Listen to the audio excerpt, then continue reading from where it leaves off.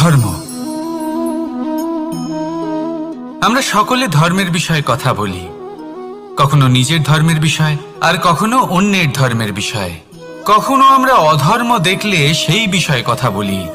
অনেক রকম আলোচনা হয়, কিন্তু এই ধর্ম আসলে কি, সেটা কি কেউ বোঝে? যদি আমি আপনাকে উত্তর দিই, এই উত্তর সরল।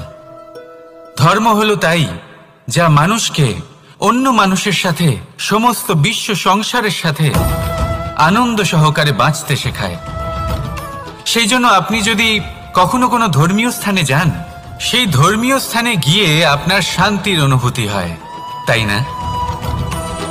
কিন্তু দেখুন, ধর্মের জ্ঞান থাকলেই সেই মানুষ ধর্মের পথে চলতে পারবে এমন কোনো কথা নেই। অনেক সময় সম্পর্কে যখন সংঘর্ষ বেড়ে যায়, তখন ইচ্ছের জন্ম হয়, ক্রোধের জন্ম হয়, অহংকারের জন্ম হয়, আর তারপর বিনাশ হয়ে যায় এই ধর্মের। সেই জন্য দ্বিতীয় সবথেকে গুরুত্বপূর্ণ গুণ যা আমার সারথীর মধ্যে থাকা উচিত, তা হলো ধর্মবীর হওয়া।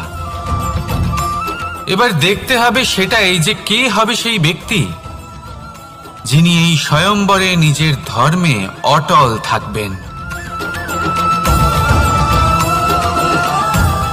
কারণ সেই ব্যক্তি এই সংসার থেকে সরে এসে ধর্মের পুনঃস্থাপনের এই মহাকার্যে আমার সারথি হতে পারবেন।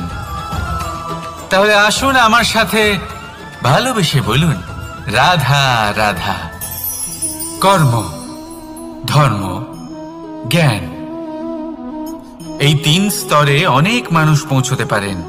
অনেকে এই পরীক্ষা দিয়ে তাতে উত্তীর্ণ হয়ে যেতে পারেন, কিন্তু শিখরে পৌঁছে শাসন তিনিই করতে পারেন যার কাছে এই চতুর্থ গুণটিও থাকে, সমর্পণ। অত্যন্ত গুরুত্বপূর্ণ একটা গুণ এটা। এই সমর্পণ আসলে অত্যন্ত গুরুত্বপূর্ণ। পূর্ণ সমর্পণ দরকার নিজের লক্ষ্যের প্রতি, সমর্পণ নিজের কর্তব্যের প্রতি, সমর্পণ নিজের আত্মার থেকে নির্গত স্বরের প্রতি, সমর্পণ নিজের রথীর প্রতি, অর্থাৎ আমার প্রতি। এবার এই পরীক্ষায় অত্যন্ত কঠিন এক বাঁক আসতে চলেছে, যেখানে সারথীকে সমর্পণের নিরিখে পরীক্ষা করা হবে, আর তাতে উত্তীর্ণ হওয়ার পরেই তার হাতে ধর্ম স্থাপনের রথের রাশ তুলে দেওয়া হবে। দেখা যাক কি হয়। ততক্ষণ আপনি প্রসন্ন থাকুন আর আমার সাথে ভালোবেসে বলুন, রাধা রাধা। যখন একজন ভক্ত এবং তার ভগবান এক আকার ধারণ করেন, যখন একজন ভক্ত নিজের ভগবানের প্রতি, নিজের জীবনের লক্ষ্যের প্রতি সম্পূর্ণরূপে সমর্পিত হয়ে যান, তখন জন্মগ্রহণ করে ভক্তি। আর তখন সংসারের সমস্ত আশা তিনি ত্যাগ করতে পারেন। সমস্ত আশা শেষ হতে পারে, কিন্তু মানুষের সঙ্গ ভক্তি কখনো ত্যাগ করে না। যখন ভক্ত ও ভগবান এক আকার ধারণ করেন, এক হয়ে যান, তখন রথী এবং সারথীর মধ্যে কোনো পার্থক্য থাকে না। তারাও এক হয়ে যান। একটাই ব্যক্তিত্ব, একটাই অস্তিত্ব। আর সেই জন্যই কখনো কখনো রথীর আদেশ ছাড়াই সারথী রথ চালিয়ে দেন, আবার কখনো সারথীর পরামর্শ ছাড়াই রথী আক্রমণ করে ফেলেন। এ তো শুধুমাত্র আরও একটা গুণ সেই সারথীর মধ্যে যিনি ধর্ম স্থাপনার মহান কাজে আমার সারথী হতে চলেছেন। তাহলে আসুন আমার সাথে ভালোবেসে বলুন, রাধা রাধা। ভাগ করে নেওয়া বা বন্টন করা প্রত্যেক মানুষের জীবনে অবশ্যই হয়ে থাকে, আর অনেক সময় এটা জীবনে অতি আবশ্যক হয়ে পড়ে। কিন্তু ভাগ করার মনোকামনা তার থেকেও বেশি গুরুত্বপূর্ণ হলো যে কোন ঘটনার আধারে এই বাটোয়ারা হলো। অনেক সময় এই বাটোয়ারা হলো শান্তির প্রতীক, আবার অনেক সময় এই বাটোয়ারা বিপ্লব ঘটাতে পারে, এমন এক বিপ্লব যা মহাযুদ্ধ ঘটিয়ে দিতে পারে। দেখুন, বাটোয়ারা সম্পত্তির হোক বা হোক ভিক্ষার, শিক্ষা কিন্তু একটাই। জীবনে অনেক সময় বাটোয়ারা দরকার হতে পারে, কিন্তু যতদূর সম্ভব তা এড়িয়ে চলুন, একসাথে মিলে এগিয়ে চলুন। কারণ দেখুন, এই যে বাটোয়ারা ভাগ করে দেয়, আর সেখানেই একতা আপনাকে অগ্রসর করে। তাহলে আপনিও এটাই করুন, একসাথে মিলে সামনে এগোন, আর আমার সাথে ভালোবেসে বলুন, রাধা রাধা। কখনো ভেবে দেখেছেন মানুষকেই এই সংসারে সর্বশ্রেষ্ঠ প্রাণী কেন বলা হয়? অন্য কোনো প্রাণীকে কেন নয়? শুধু কি এই জন্যই আমরা চিন্তা করতে পারি, আমাদের কাছে তীক্ষ্ণ বুদ্ধি রয়েছে, কোনো কিছু আবিষ্কার করতে পারি, সেই কারণেই? তা তো অন্য কোনো প্রাণীর কাছেও থাকতে পারে। এমন কিছু পশুও রয়েছে যাদের কাছে তীক্ষ্ণ বুদ্ধি আছে। তাহলে মানুষ কেন? কারণ মানুষের কাছে এমন কিছু রয়েছে যা অন্য প্রাণীর কাছে নেই। মানবতা। মানবতা, যা সর্বপ্রথম এগিয়ে যেতে চাইলেও যদি পথে কেউ ধাক্কা খেয়ে পড়ে যায়, তাকে আগলে রাখতেও জানে। মনে রাখবেন, আপনার সব থেকে বড় পরিচয় আপনার নাম, আপনার সম্পত্তি বা আপনার ধর্ম নয়।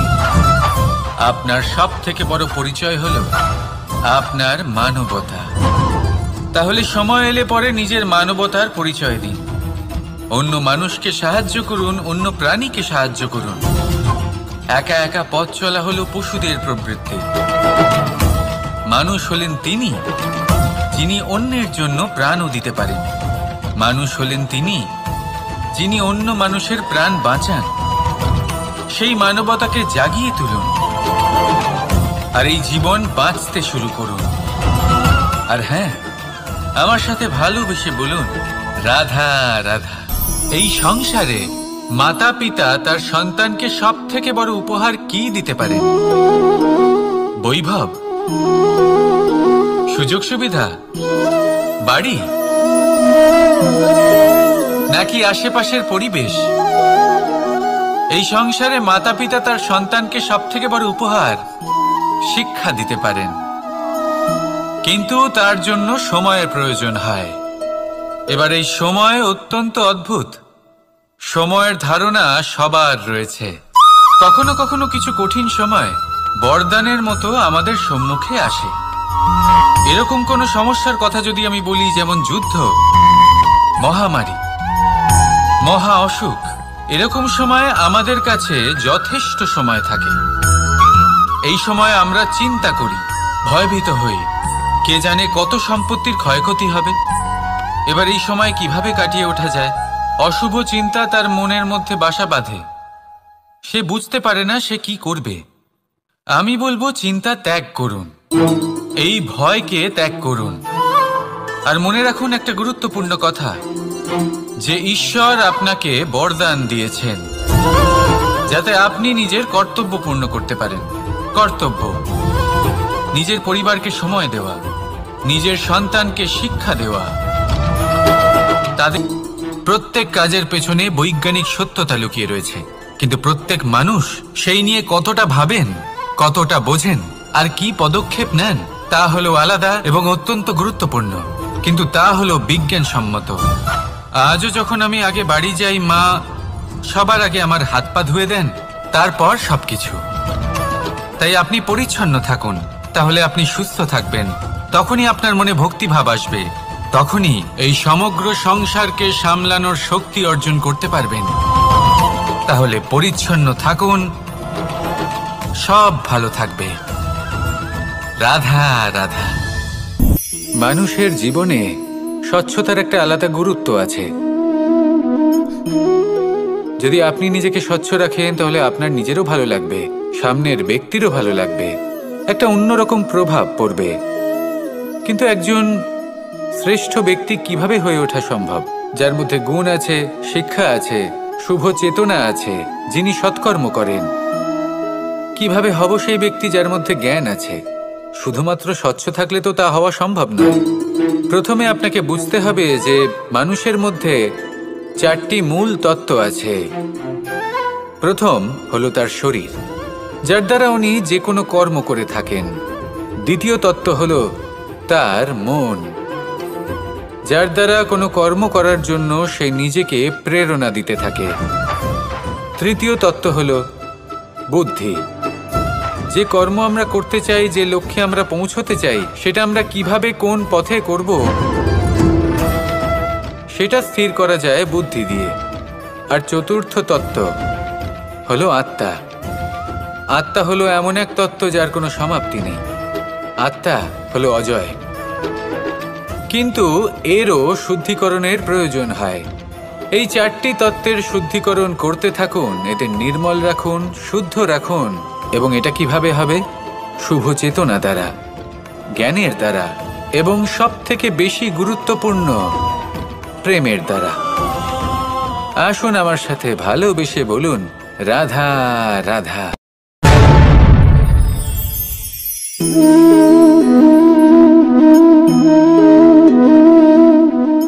জল এই সংসারের সমস্ত প্রধান তত্ত্বের মধ্যে একটি। এই জল যে কোনো জ্বালা দূর করে, আগুনকে নিভিয়ে দেওয়ার ক্ষমতা রাখে, অবিরল অবিচল ভাবে প্রবাহিত হতে পারে, একে কেউ বাধা দিতে পারে না। এর পথে বাধা সৃষ্টি করলে নিজের পথ নিজেই খুঁজে নেবে, বা সে নিজেই নিজের পথ বানিয়ে নেবে, কিন্তু কখনো থামবে না। এই জল হলো মহান, আর এর একটা মহান গুণ আছে, এর নিজস্ব কোনো রং নেই। কিন্তু যখন মেঘ থেকে বৃষ্টিরূপে পৃথিবীতে ঝরে পড়ে, তখন সমস্ত সংসারকে রঙিন করে তোলে। যেখানে খরা হয়েছে সেখানে শ্যামল করে তোলে, যে স্থান শ্যামল সেখানে ভিন্ন ভিন্ন প্রকারের পুষ্প ফুটিয়ে তোলে। এই জল, এই জলের মতন আমাদের হতে হবে। ওর যেমন কোনো রং নেই, আমাদেরও যেন কোনো অহংকার না থাকে। শুধু কর্মের এই ধারাতে বইতে থাকুন, এই সংসারের মঙ্গল করতে থাকুন, শ্রেষ্ঠ কর্ম করতে থাকুন। এই সংসারকে এটা বলার কোনো প্রয়োজন নেই যে আপনি কে। আপনি যদি কর্ম করতে থাকেন, তাহলে এই সংসার নিজে থেকেই আপনার মূল্য জানতে পারবে। আর তখন এই মন প্রসন্ন হয়ে বলবে, রাধা রাধা। একদিকে হলো আঙুর, আর অন্যদিকে কিশমিশ। দেখতে গেলে এই দুটোই সবারই খুব প্রিয়, শিশু হোক, যুবক হোক, বা কোনো বৃদ্ধ ব্যক্তিই হোক না কেন। আর দেখতে গেলে এই কিশমিশ, এটা আঙুর থেকেই আসে, তারই অন্য একটি রূপ। কিন্তু কখনো হাটে যান আর গিয়ে জিজ্ঞেস করুন যে এই কিশমিশ আর আঙুর, এই দুইয়ের মধ্যে অধিক মূল্য কার? আপনিও নিশ্চয়ই জানবেন যে কিশমিশের মূল্য আঙুরের থেকে অনেক গুণ বেশি। এবার এরকম কেন হয়?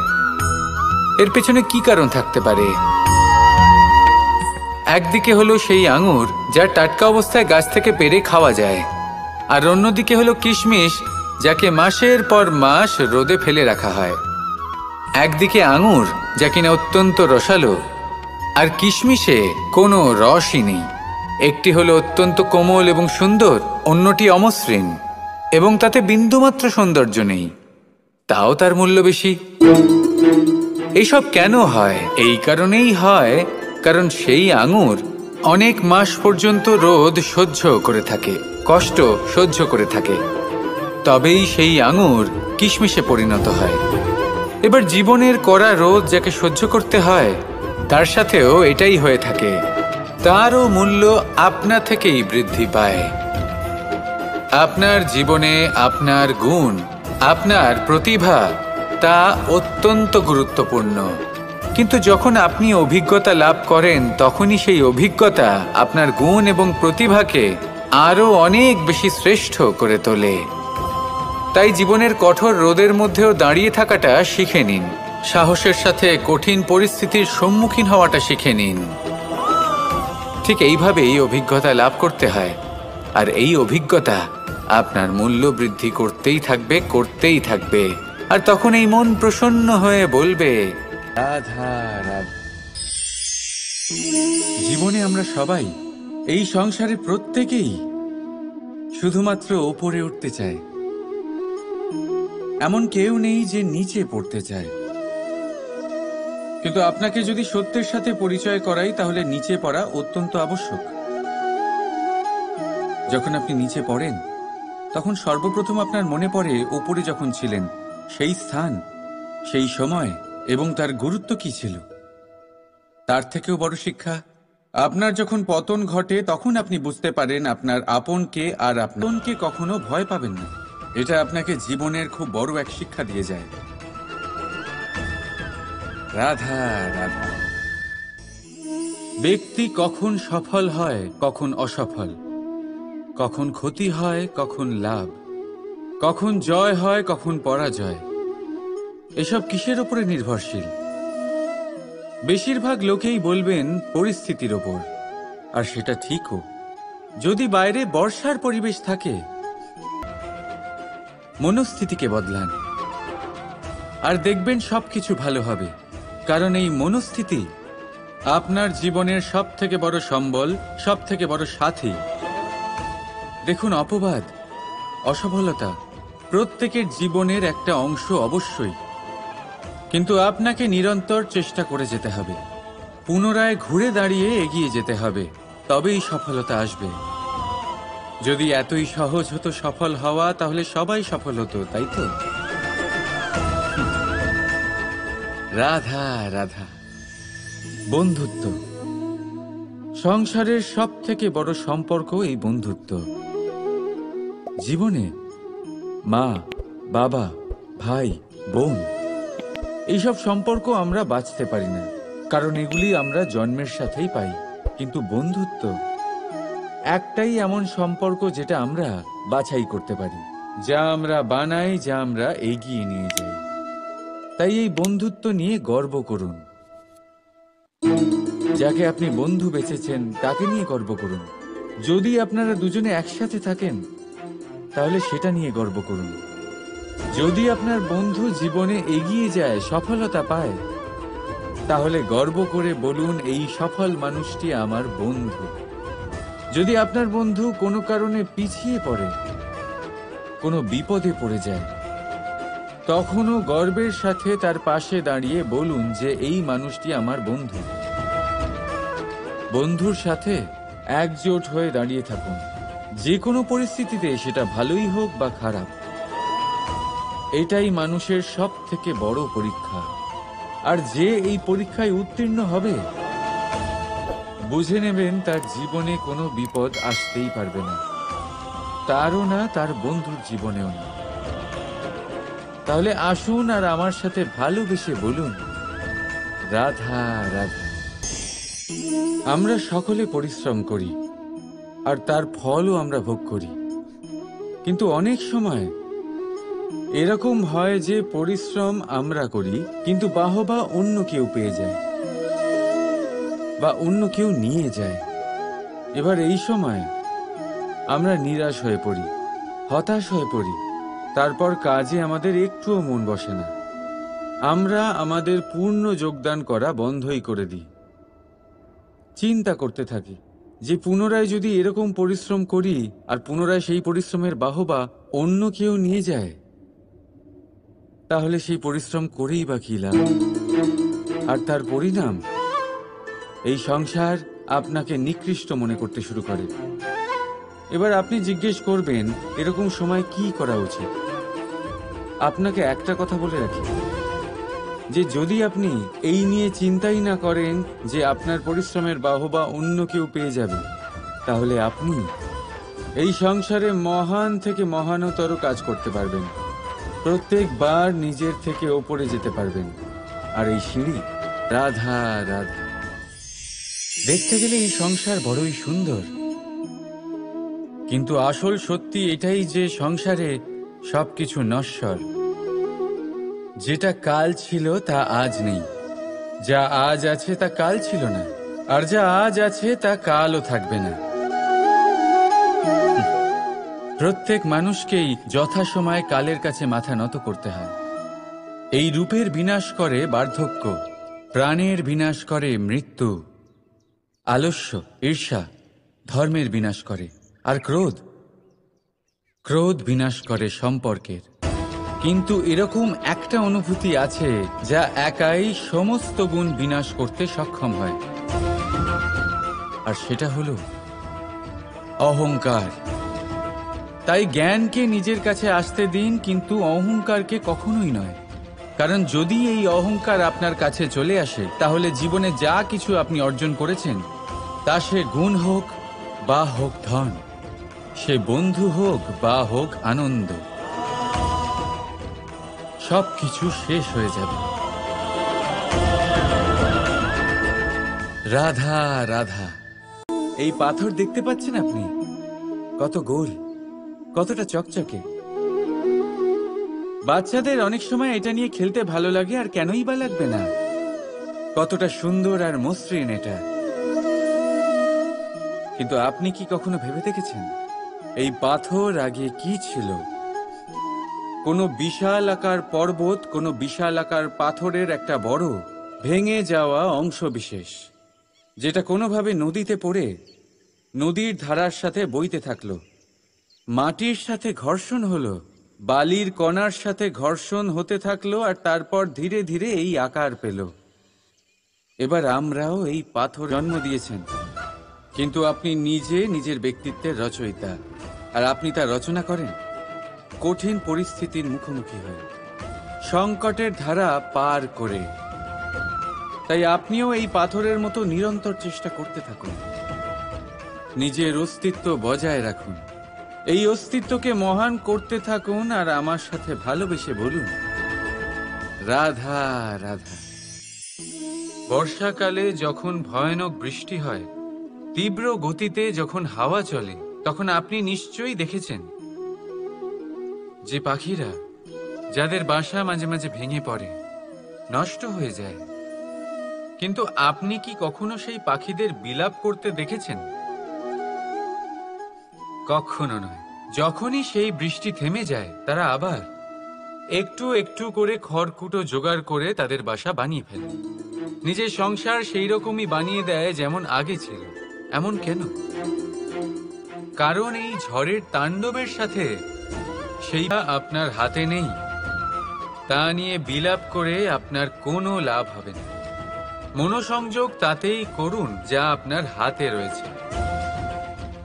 যা বদলে গেছে তাকে আপনি আবার বদলাতে পারবেন না, কিন্তু যা আপনি বদলাতে পারবেন তাতে মনোসংযোগ করুন। এই জীবনে একটু ধনাত্মক হয়ে উঠুন, দেখবেন সব শুভ হবে।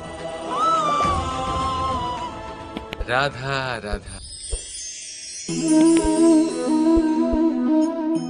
ছোটবেলায় একটা জিনিস আমি কখনো বুঝে উঠতে পারিনি। আমি সবসময় আশ্চর্য হয়ে থাকতাম যে এটা কি করে সম্ভব হতে পারে। ব্যাপারটা ছিল এরকম, আমি আমাদের গোয়াল ঘরে দেখতাম ভিন্ন ভিন্ন রং রূপের গাভী। কারোর রং কালো তো কারোর রং সাদা, কেউ খয়েরি তো কারোর রং বাদামি। এবার আমি দেখতাম কারোর কারোর শিং বড় তো কারোর এত ছোট যে দেখাই যায় না। কোনো গাভী আকারে ছোট ছিল তো কেউ একটু বড়। কিন্তু যখন সেই সব গাভী দুধ দিত, তখন আমি দেখতাম সেই সব দুধ সমান, রং সমান, স্বাদ সমান, গুণও সমান, আর সমান পুষ্টিও। এবার আমি এটা বুঝতে পারতাম না। আমার দৃষ্টিতে তো সমস্ত গাভী আলাদা আলাদা ছিল। আমি ভাবলাম আমি মাকে জিজ্ঞেস করি। মাকে জিজ্ঞেস করলাম। মা আমাকে বললেন, কানাই, রং রূপ পাল্টালেও গাভীদের বাস্তবিকতা তো পাল্টায় না। গাভী তো গাভীই থাকবে। এবার আমি রাধা রাধা। সাগর কত বিশাল হয় এই সাগর! কি না করতে পারে এই সাগর! এক মুহূর্তের মধ্যে সব ধ্বংস করে দিতে পারে, প্রলয় ডেকে আনতে পারে, সংসার মুছে ফেলতে পারে। এই সাগর জীবন জ্যোতি নিভিয়ে দিতে পারে। কিন্তু এই সাগর যা মেটাতে পারে না, তা হলো একজন তৃষ্ণার্তের তৃষ্ণা। অন্যদিকে এই ঘোড়া, যা এতটাই ছোট যে গোপিনীরা একসঙ্গে অনেকগুলো নিয়ে চলতে পারে, কিন্তু এই ছোট ঘোড়া অনেকের তৃষ্ণা মেটাতে পারে। এবার বলুন, জল সাগরেও আছে, আবার এই ঘোড়াতেও। তাহলে পার্থক্য কোথায়? এখানে পার্থক্য হলো তাদের আচরণের মধ্যে। একজন মাটির মধ্যে মিষ্টি জল ধরে রাখে, তো আরেকজন নিজের নোনা জলের আঘাতে যে কাউকে মাটিতে মিশিয়ে দিতে পারে। আপনি কি হতে চাইবেন? সাগরের নোনা জল হয়ে কারোর আশা চূর্ণ বিচূর্ণ করে দিতে, নাকি মিষ্টি জলের ঘরা হয়ে কারোর তৃষ্ণা শেষ পর্যন্ত সেই কাজ সম্পন্ন হয়েই যায়? এবার এই বিষয়ে সমস্যা সেই ব্যক্তির চেষ্টায় নয়, সমস্যা আপনি যে সেই ব্যক্তিকে ভরসা করলেন তার ছিল। আমরা অন্যের প্রতি ভরসা করাকে প্রথম পদক্ষেপ বানিয়ে নিই, আর নিজের উপরে বিশ্বাসকে শেষ সম্বল। কিন্তু তার বদলে এটাই হওয়া উচিত যে নিজের উপরে ভরসাকে আমরা প্রথম পদক্ষেপ বানাই, তাকে নিজের সহায় মানতে হবে। যদি আপনি এমন করেন তাহলে পরিণাম আরো সুখকর, আরো আনন্দদায়ক হবে। তাই মনে রাখবেন, এই সংসারে আপনার সব থেকে বড় ভরসা আর কেউ নেই। এই সংসারে আপনার সব থেকে বড় রক্ষাকর্তা আর কেউ নেই, বরং আপনি নিজেই। রাধা রাধা। আসুন আপনাকে একটা প্রশ্ন করছি, সোনা আর লোহার মধ্যে তফাৎ কি? এবার বেশিরভাগ লোকের উত্তর এটাই হবে যে সোনা বহুমূল্য, সোনার মূল্য লোহার থেকে অনেক বেশি। এটা ঠিক, কিন্তু আমাদের এটা ভোলা ঠিক হবে না যে সোনা আমাদের সাজগোজের কাজে লাগে, আমাদের আরো বেশি সুন্দর দেখায়। অন্যদিকে লোহা সেই সৈনিকদের ঢাল ও তলোয়ার হয়ে তাদের রক্ষা করে যারা আমাদের প্রাণকে রক্ষা করেন। এই সৈনিক না থাকলে আমাদের প্রাণও থাকবে না। এবারে বলুন, সোনার মূল্য বেশি হওয়াতে কি লোহার মূল্য কমে যায়? কখনোই নয়। ঠিক সেইভাবে এই জীবনে আপনি যতই চেষ্টা করুন, কিছু না কিছু এমন থেকে যাবে যা আপনি কখনোই পাবেন না, আর সেই কারণে নিজেকে অক্ষম মনে করা অনুচিত। হতে পারে আপনার কাছে সেই গুণ আছে যেটা সংসারে আর কারোর কাছে নেই। সেই গুণটাকে চিনুন, সেটাকে বাড়ান আর সেটাকে ব্যবহার করুন। তাই মনে রাখবেন, সংসারে প্রত্যেকটা ব্যক্তি বিশেষ হয়, আর এই সংসারে সবাই সবকিছু পায় না। নিজেই দেখে নিন, সোনাকে যে দোকানে সাজিয়ে রাখা হয় সেই দোকানের তালা লোহা দিয়ে তৈরি হয়। রাধা রাধা। সংসারে সব থেকে বেশি দামি কি, সব থেকে বেশি মূল্যবান কি? কেউ বলবে সোনা, কেউ বলবে রত্ন, কেউ বলবে মুক্ত, কেউ বলবে মানিক। এগুলো কতটা মূল্যবান?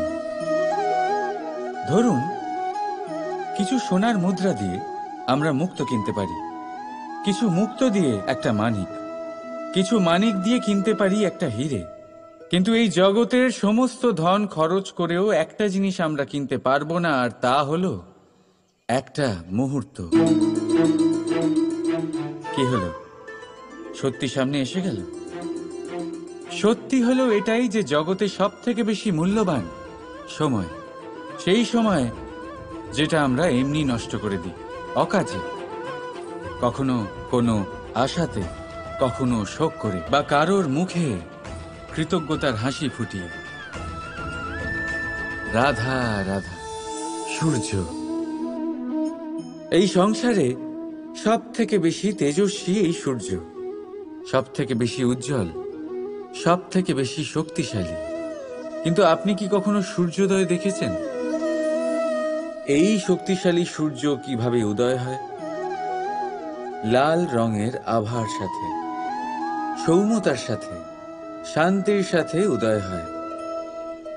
কখনো সূর্যাস্ত দেখেছেন? সেই লাল রঙের আভা, সেই সৌম্যতা, সেই একই শান্তি।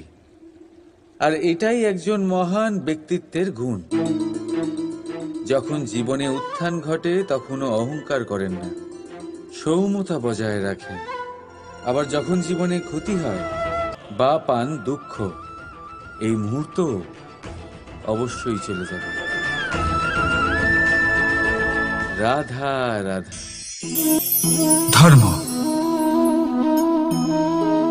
আমরা সকলে ধর্মের বিষয়ে কথা বলি, কখনো নিজের ধর্মের বিষয় আর কখনো অন্যের ধর্মের বিষয়। কখনো আমরা অধর্ম দেখলে সেই বিষয়ে কথা বলি। অনেক রকম আলোচনা হয়, কিন্তু এই ধর্ম আসলে কি, সেটা কি কেউ বোঝে? যদি আমি আপনাকে উত্তর দিই, এই উত্তর সরল। ধর্ম হলো তাই যা মানুষকে অন্য মানুষের সাথে, সমস্ত বিশ্ব সংসারের সাথে আনন্দ সহকারে বাঁচতে শেখায়।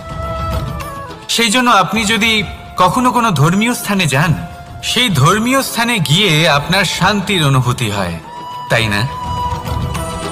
কিন্তু দেখুন, ধর্মের জ্ঞান থাকলেই সেই মানুষ ধর্মের পথে চলতে পারবে এমন কোনো কথা নেই। অনেক সময় সম্পর্কে যখন সংঘর্ষ বেড়ে যায়, তখন ইচ্ছের জন্ম হয়, ক্রোধের জন্ম হয়, অহংকারের জন্ম হয়, আর তারপর বিনাশ হয়ে যায় এই ধর্মের। সেই জন্য দ্বিতীয় সবথেকে গুরুত্বপূর্ণ গুণ যা আমার সারথীর মধ্যে থাকা উচিত, তা হলো ধর্মবীর হওয়া। এবার দেখতে হবে সেটা এই যে কে হবে সেই ব্যক্তি যিনি এই স্বয়ম্বরে নিজের ধর্মে অটল থাকবেন। কারণ সেই ব্যক্তি এই সংসার থেকে সরে এসে ধর্মের পুনঃস্থাপনের এই মহাকার্যে আমার সারথি হতে পারবেন। তাহলে আসুন আমার সাথে ভালোবেসে বলুন, রাধা রাধা। কর্ম, ধর্ম, জ্ঞান, এই 3 স্তরে অনেক মানুষ পৌঁছতে পারেন। অনেকে এই পরীক্ষা দিয়ে তাতে উত্তীর্ণ হয়ে যেতে পারেন, কিন্তু শিখরে পৌঁছে শাসন তিনিই করতে পারেন যার কাছে এই চতুর্থ গুণটিও থাকে, সমর্পণ। অত্যন্ত গুরুত্বপূর্ণ একটা গুণ এটা। এই সমর্পণ আসলে অত্যন্ত গুরুত্বপূর্ণ। পূর্ণ সমর্পণ দরকার নিজের লক্ষ্যের প্রতি, সমর্পণ নিজের কর্তব্যের প্রতি, সমর্পণ নিজের আত্মার থেকে নির্গত স্বরের প্রতি, সমর্পণ নিজের রথীর প্রতি, অর্থাৎ আমার প্রতি। এবার এই পরীক্ষায় অত্যন্ত কঠিন এক বাঁক আসতে চলেছে, যেখানে সারথীকে সমর্পণের নিরিখে পরীক্ষা করা হবে, আর তাতে উত্তীর্ণ হওয়ার পরেই তার হাতে ধর্ম স্থাপনের রথের রাশ তুলে দেওয়া হবে। দেখা যাক কি হয়। ততক্ষণ আপনি প্রসন্ন থাকুন আর আমার সাথে ভালোবেসে বলুন, রাধা রাধা। যখন একজন ভক্ত এবং তার ভগবান এক আকার ধারণ করেন, যখন একজন ভক্ত নিজের ভগবানের প্রতি, নিজের জীবনের লক্ষ্যের প্রতি সম্পূর্ণরূপে সমর্পিত হয়ে যান, তখন জন্মগ্রহণ করে ভক্তি। আর তখন সংসারের সমস্ত আশা তিনি ত্যাগ করতে পারেন। সমস্ত আশা শেষ হতে পারে, কিন্তু মানুষের সঙ্গ ভক্তি কখনো ত্যাগ করে না। যখন ভক্ত ও ভগবান এক আকার ধারণ করেন, এক হয়ে যান, তখন রথী এবং সারথীর মধ্যে কোনো পার্থক্য থাকে না। তারাও এক হয়ে যান। একটাই ব্যক্তিত্ব, একটাই অস্তিত্ব। আর সেই জন্যই কখনো কখনো রথীর আদেশ ছাড়াই সারথী রথ চালিয়ে দেন, আবার কখনো সারথীর পরামর্শ ছাড়াই রথী আক্রমণ করে ফেলেন। এ তো শুধুমাত্র আরও একটা গুণ সেই সারথীর মধ্যে যিনি ধর্মস্থাপনার মহান কাজে আমার সারথী হতে চলেছেন। তাহলে আসুন আমার সাথে ভালোবেসে বলুন, রাধা রাধা।